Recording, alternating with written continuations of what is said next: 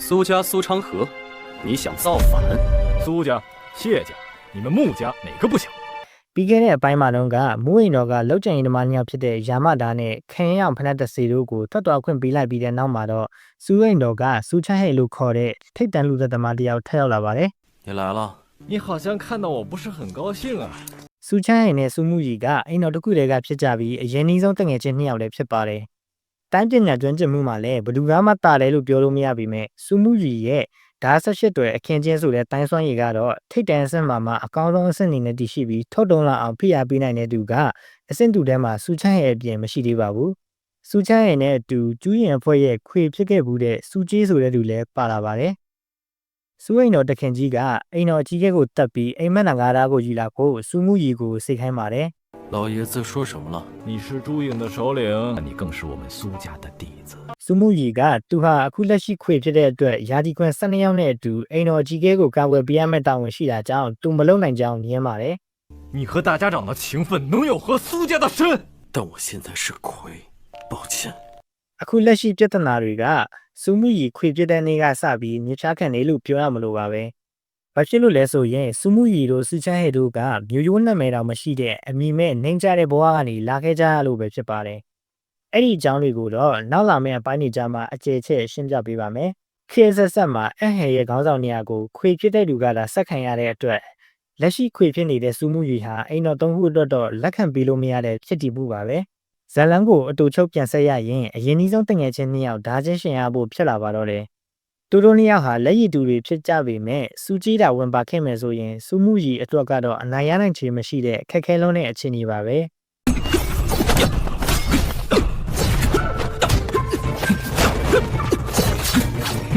蛮不灵，木驴脑袋，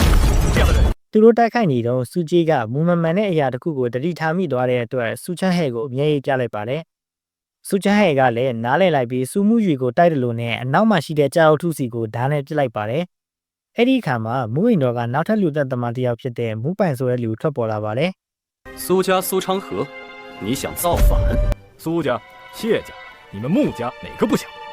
စူချမ်းဟဲကသူ့ရဲ့ငလမဓာတ်ကိုပြန်ဆွဲယူလိုက်တဲ့အခါမူပိုင်ရဲ့ level နားမှာရှိတဲ့အဓိကသွေးကြောကိုမတော်တဆလို့နဲ့ဖြတ်လိုက်ပါတယ်။အချိန်မီမကူတာရင်တင်နိုင်တာကိုတည့်ရတဲ့အတွက်မူပိုင်လည်းထွက်ခေါ်သွားပါတော့တယ်။ဒါပေမဲ့အရင်ကြီးစောတငယ်ချင်းဖြစ်တဲ့သူကတော့ဘယ်နည်းနဲ့မှတည်စီမှာမဟုတ်တဲ့အကြောင်းပြောပြီးအိမ်တော်ကြီးကလည်းဒီမှာမရှိတော့တဲ့အတွက်ထွက်ခေါ်သွားပါတယ်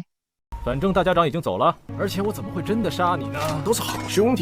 有话好好说啦。 ။ကျူးရင်ရာဒီခွန်တွေဖတ်မှာတော့ကျူရှောင်းမျိုးကိုတွားနေရင်နက်စီစီယာမလေးကအိမ်တော်ကြီးကဲကိုကူတာပေးနေပါတယ်။စီးနေတဲ့လဲဟာခီးချမ်းကိုတွားနေရပြီမဲ့အလောက်ခတ်တိတ်မရှိပဲတင်းငယ်လွန်းတာကိုနက်စီစီယာမလေးကတတိထားမိသွားတော့ဒီလဲဟာပိုင်တော်တတိယတခင်ကြီးအသေးစိတ်ဖန်တီးထားတဲ့လက်ရာဖြစ်ပြီးအတွင်းပိုင်းနဲ့အပြင်ပိုင်းအခြေအနေကိုတက်တက်စီဖြစ်အောင်ကက်တက်ပေးထားနိုင်တာကြောင့်ပိုင်တော်တတိယတခင်ကြီးကိုယ်တိုင်လာရောက်တိုက်ခိုက်တာမှမဟုတ်ရင်အကျော်မော်ပေါင်းများစွာယာနဲ့ချီလာပြီးတိုက်ခိုက်ရင်တော့တင်းငယ်နေမှာပဲဖြစ်ပါတယ် ဒါပေမဲ့ပိုင်တော်တခင်ကြီးကတော့ခံဆိုးရှာပါတယ်ဒီလဲကိုအောင်မြင်မြင်ပြုလုပ်ခဲ့ပြီးဆယ်ရန်မြောင်းနေမှာပဲတီးဆုံးခဲ့ရပါတယ် 那我要是治好了大家长，我会不会也得病死呢？ တခြားတစ်ဖက်မှာလည်းခရင်အောင်ဖနက်တစီရှဲချင်းချင်းနဲ့ယာမသာရှဲချင်းခေတို့ကုတဘောနဲ့ကိုလှုပ်ရှားမိတဲ့အတွက်အပြစ်တင်ခံနေရပါတယ် 他可是苏沐雨，你们两个是什么东西？答应他，那安和的亏不就是个笑话？ အဲ့ဒီချိန်မှာပဲတကားအပြင်ဘက်ကနေခိုနားထောင်နေတဲ့ဒီရှိတာကိုတေနာယောဂတဲ့ရှေ့ဖတ်ဟွားကတတိထားမိသွားလို့ရင်ညှို့ခန့်နဲ့ပြစ်လိုက်တဲ့အခါ 被发现了。哎呦，抱歉抱歉，踩疼你了。这是在挑衅我！我挑衅谁也不敢挑衅你呀、病死鬼，谢繁花。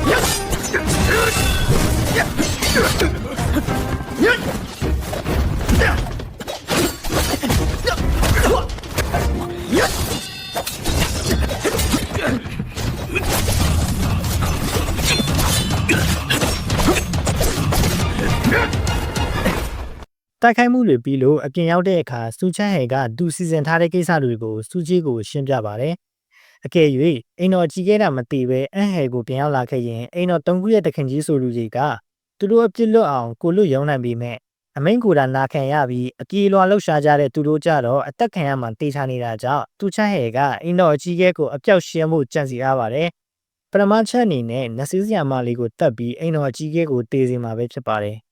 ဒုတိယအနေနဲ့ကြတော့နတ်ဆေးဆရာမလေးနဲ့အိမ်တော်ကြီးကဲကိုလက်ရှိမှာကျူးရင်ရာဒီခွင်12ယောက်ကကာကွယ်ပေးနေတာကြောင့်သူတို့ကိုရှင်နိုင်မဲ့သူကိုသတင်းပေးအကြောင်းကြားထားတာပဲဖြစ်ပါတယ်။သူကတော့တခြားသူမဟုတ်ပဲထန်ခိုင်းရဲ့အနာဂတ်အိမ်တော်ခေါင်းဆောင်လို့တတ်မှတ်ခြင်းခံထားရတဲ့ထန်ရန်ရဲဆိုတဲ့လူပဲဖြစ်ပါတယ်။သူဟာလည်းတိုင်းလုံးကမှာထူးခြားပြောင်မြောက်တဲ့လက်နက်ပုံ3ခုကိုအသုံးပြုပြီးနာမည်ကျော်ကြားလာခဲ့ပြီးတော့အခုလက်ရှိမှာလည်းတော်ဝင်မြို့တော်နန်းတွဲမှာအမှုထမ်းနေတဲ့လူတစ်ယောက်ဖြစ်ပါတယ်။ထန်ခိုင်းရဲ့ဒုတိယတခင်ကြီးဟာအိမ်တော်ကြီးကဲလက်ချက်နဲ့တည်သွားတယ်ဆိုတဲ့အကြောင်းကိုထန်ရန်ရဲစီအတိပေးလိုက်တာကြောင့်လက်စားချေဖို့ရောက်လာတဲ့အခါကျူးရင်ရာဒီခွန်တွေနဲ့ထိတ်တိုက်တွေ့စီမှာပဲဖြစ်ပါတယ်။တတိယနဲ့အရေးကြီးဆုံးအချက်ကတော့စူးမှုရီကိုလမ်းမှာတားထားပြီးအိမ်တော်ကြီးကဲနဲ့ပြန်မဆုံရအောင်လုပ်ဖို့ပါပဲ။အဲ့လိုလုပ်တဲ့ညမှာလည်းစူးမှုရီရဲ့အကျင့်တိုင်းဂိုင်းနာချင်းချင်းဆိုရင်တတ်မှမဟုတ်တာကိုတီးတဲ့အတွက်စူးဝိန်တော်က